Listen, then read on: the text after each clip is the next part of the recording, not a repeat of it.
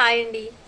దేవుని గుణగణాలలో దేవుడు పుట్టడు, మరణించడు, కనిపించడు, ఆయన ఒక్కడే, అంటే ఆయనకు భాగస్వాములు ఎవరూ లేరని శాస్త్రాలను ఆధారంగా చేసుకొని తెలుసుకున్నాం కదా.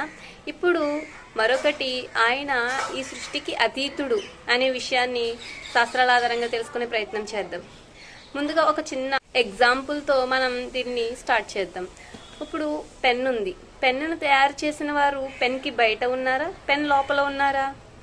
సో అలాగే సృష్టిని సృష్టించిన సృష్టికర్త సృష్టిలో లేడు, సృష్టికి అతీతంగా ఉన్నారు. ఆయన సృష్టి అంతా వ్యాపించి ఉన్నారు.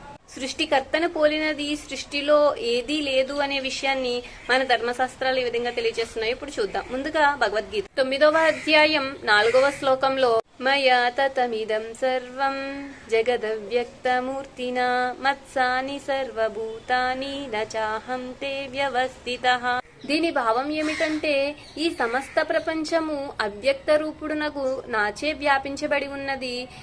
ఈ సమస్త ప్రాణికోట్లు నాయందు ఉన్నవి, నేను వాని యందు ఉండుటలేదు, అవి నాకు ఆధారములు కావు అని భగవద్గీత తెలియజేస్తుంది. ఇంకా భగవద్గీత 7వ అధ్యాయం 24వ శ్లోకంలో పరంభావ అంటే ప్రకృతికి పరమై విలసిల్లునట్టియు, అందుకే ఆయనను అక్షర పరబ్రహ్మ అంటారు. అంటే ఆయన పరమందు ఉన్నాడు అని భగవద్గీత తెలియజేస్తుంది.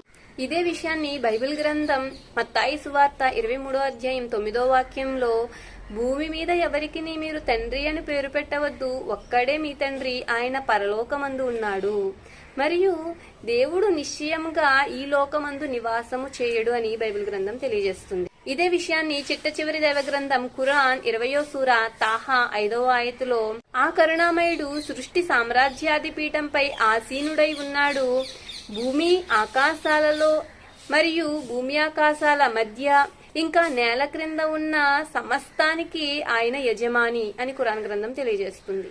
భగవద్గీత, బైబిల్, ఖురాన్ 3 గ్రంథాలు కూడా సృష్టికర్త సృష్టిలో కాదు, సృష్టికి అతీతంగా ఉన్నాడు, అంటే సృష్టిలో ఆయనను పోలినది ఏదీ లేదు అనే విషయాన్ని తెలియజేస్తున్నాయి.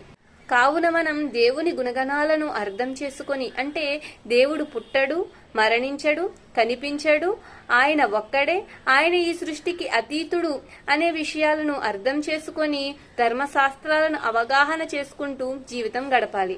ఇంకా ఆరాధన విషయంలో తల్లిదండ్రుల స్థానం ఏమిటి, దాని గురించి తర్వాత వీడియోలో తెలుసుకుందాం. Thank you.